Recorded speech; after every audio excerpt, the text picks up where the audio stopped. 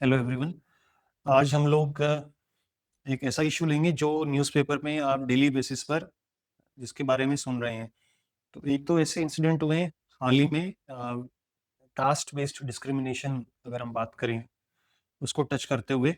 एक है जो हमारे ऑनरेबल जस्टिस हैं, chief justice of India B R Gavai, उनके ऊपर किसी ने, है ना, किसी लॉयर ने जूता फेंकने की कोशिश करी। And the second one is that of recent suicide जो किया है हरियाणा कैडर के सीनियर आईपीएस ऑफिसर वाई पूरन कुमार।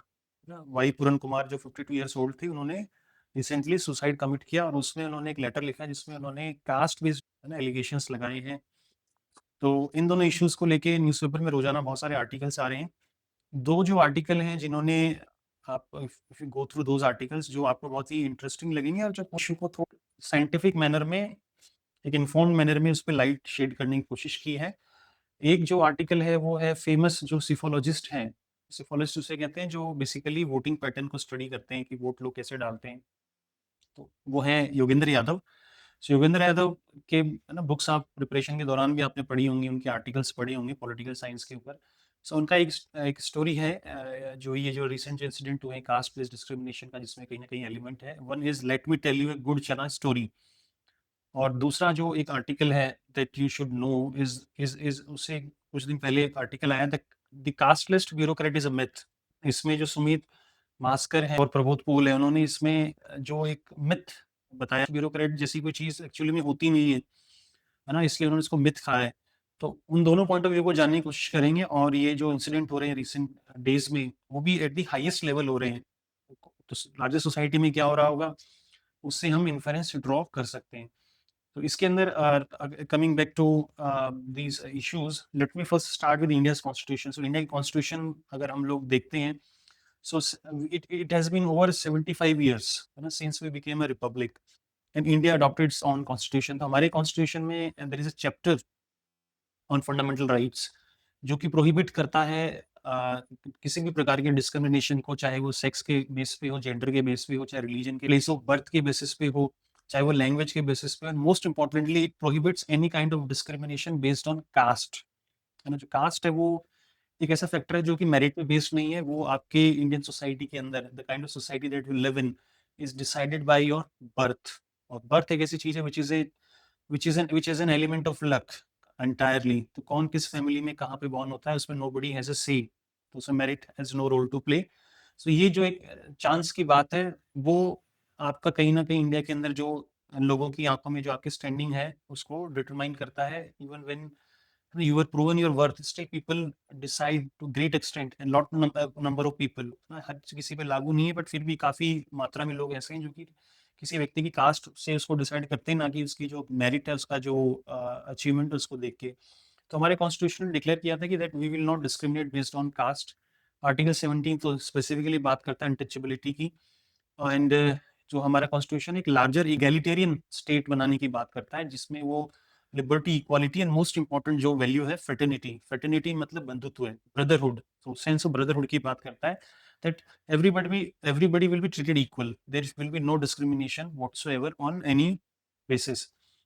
फिर स्पेशली हमारे कॉन्स्टिट्यूशन में एक फोकस है गवर्नमेंट सेक्टर के ऊपर कि भाई गवर्नमेंट सेक्टर जो है वो डायरेक्टली टच में है गवर्नमेंट के, तो एटलीस्ट और कहीं नहीं है तो गवर्नमेंट सेक्टर के अंदर government will ensure that people are guided by these constitutional values, people are guided by the constitutional morality. तो कॉन्स्टिट्यूशन में जो वैल्यूज देंगे है लिबर्टी, इक्वालिटी, फ्रेटर्निटी की, है ना, उससे लोग गाइड होंगे, ना कि अपनी जो पर्सनल मोरालिटी वो लोग लेके आ रहे हैं, ना कि वो अपनी सोशल जो प्रेजुडिसेस, बाइसेस को लेके आ रहे हैं उससे गाइड होंगे। तो इन चीजों को ध्यान में रखते हुए हम इन दोनों इंसिडेंट को डिस्कस किया गया इन आर्टिकल्स में, और हम लोग उस पर लाइट शेड करेंगे।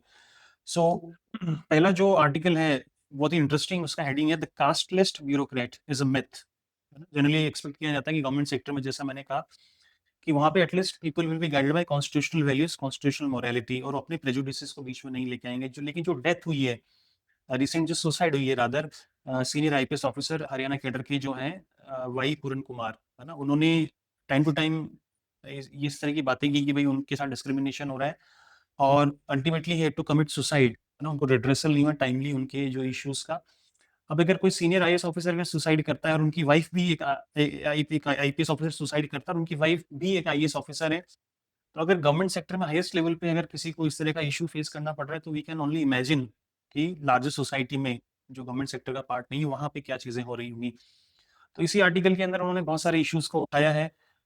जो ऑथर हैं, उन्होंने ये कहा है कि भई हम लोग है ना जनरली बात करते हैं कि जो क्रीमी लेयर है ना, अगर हम क्रीमी लेयर की बात करते हैं एससी-एसटी के अंदर, जैसे ओबीसी में क्रीमी लेयर होता है, ऐसे there is a recent debate हो रहा है कि जो एससी-एसटी फैमिलीज़ हैं जिन्होंने बेनिफिट लिया रिजर्वेशन का, जो कहीं न कहीं so called financially well of हो चुके हैं, ना मटेरियली वेल ऑफ हो चुके हैं, प्रॉस्पेरिटी आ गई है, तो at least their children should not get the benefit of reservation. तो there should be an exclusion of the creamy layer within the SC/ST community from the benefits of reservations.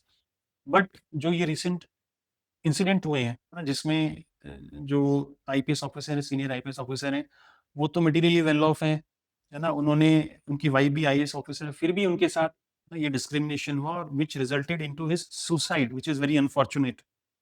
तो इससे कहीं ना कहीं ये जो बात हो रही है कि जस्ट बिकॉज की somebody is an IS officer or senior bureaucrat, that does not mean that people also perceive him in the same light. That is, this article argues that just because somebody is economically is achieved economic mobility in society, that will not automatically translate into greater social equality in the society. That is why there is a continued need for reservation, especially for those who are coming from the Dalit section, from the SC/ST communities. उनके लिए specially ये चीज जरूरी है, क्योंकि है ना, हम लोग कह रहे हैं कि भाई ऑफिसर्स के बीच में रह रहे हैं और ऑफिसर्स एक दूसरे का डिस्क्रिमिनेट नहीं करते हैं, ऐसा नहीं है, ऐसा देखने में नहीं आया है।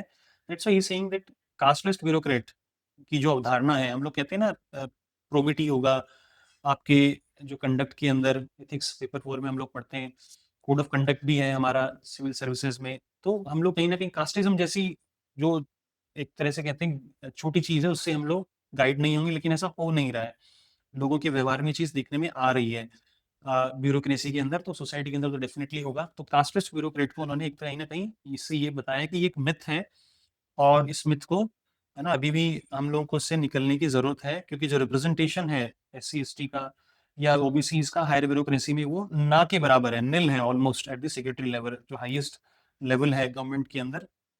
वहाँ पे रिप्रेजेंटेशन, एक रिपोर्ट आई है बाय कैथरीन डोनर, इन्होंने एक रिसर्च पेपर निकाला था 70 years later, caste in the Indian bureaucracy. उसमें इन्होंने बताने की कोशिश करी है जो हाईएस्ट जो सेक्रेटरी लेवल पोजीशन है, उसमें एससी इसका 1.1% रिजर्वेशन है, एसटी इसका 3.37 और ओबीसी का कोई रिप्रेजेंटेशन ही नहीं है। और जबकि टुगेदर अगर हम बात करें तो कहीं ना कहीं ये इंडियन पॉपुलेशन का ऑलमोस्ट ऑलमोस्ट है ना 60-70-80% तक है ना रिप्रेजेंटेशन है, लेकिन वो ट्रांसलेट नहीं हो रहा है ब्यूरोक्रेटिक पार्टिसिपेशन के अंदर। सेकंड जो इंसिडेंट है, सेकंड जो आर्टिकल है, उसमें जो योगेंद्र यादव है, वो फेमस सिफोलॉजिस्ट, उन्होंने एक गुड़ चना स्टोरी के द्वारा ये डेमोन्स्ट्रेट करने की कोशिश की है कि just because you become a senior bureaucrat, just because you have joined the officers league, just by your fellow colleagues who come from somewhat a privileged or upper caste background। तो इसमें उन्होंने गुड़ चना स्टोरी की बात की है, जिसमें उन्होंने अपने एक स्टूडेंट की बात की है। इनका एक स्टूडेंट है, वो बहुत पुरानी स्टोरी नरेट कर रहे हैं इसमें। He comes from a Dalit background, और वो कहीं ना कहीं ऑफिसर बन जाते हैं गवर्नमेंट सेक्टर में, and he gets an accommodation within the officers colony. तो एक बहुत ही प्रिविलेज्ड लोकेलिटी में उनको, ऑफिसर्स कॉलोनी में उनको अकोमोडेशन मिलता है। उनके एक बच्चा होता है, बच्चे के बर्थ पे वो गुड़ चना डिस्ट्रीब्यूट करते हैं, एज इज कस्टम। हमारे कई सोसाइटीज में है ना, कम्युनिटीज में कस्टम है इंडिया के अंदर, लोग गुड़ चना डिस्ट्रीब्यूट करते हैं। तो जब वो गुड़ चना डिस्ट्रीब्यूट करते हैं, very next day when they are है ना taking a walk inside the premises, तो वो देखते हैं कि लोगों ने, जो ऑफिसर्स हैं, फेलो कलीग्स हैं with in the officer colony, उन्होंने उनके गुड़ चना को गार्बेज या डंप कर दिया है उसको घर के बाहर।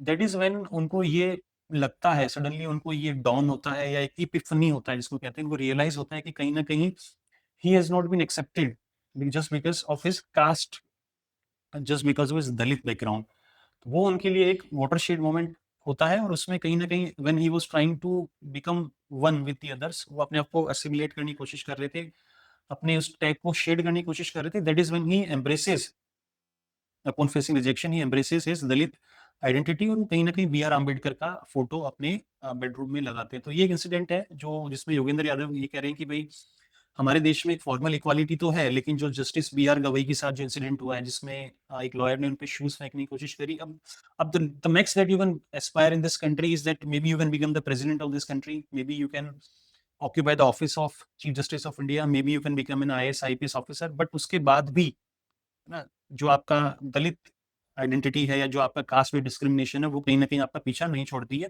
जिसके बारे में अम्बेडकर ने भी वार्न किया है अपने ना पुराने आर्टिकल्स में। तो देश में हमारे में कॉन्स्टिट्यूशन आ गया है, हमने अडॉप्ट कर लिया है, there is a formal equality. Formal equality का मतलब in terms of letter there is equality in the country, हर एक के everybody is equal in the eyes of law, everybody is equal in public sphere।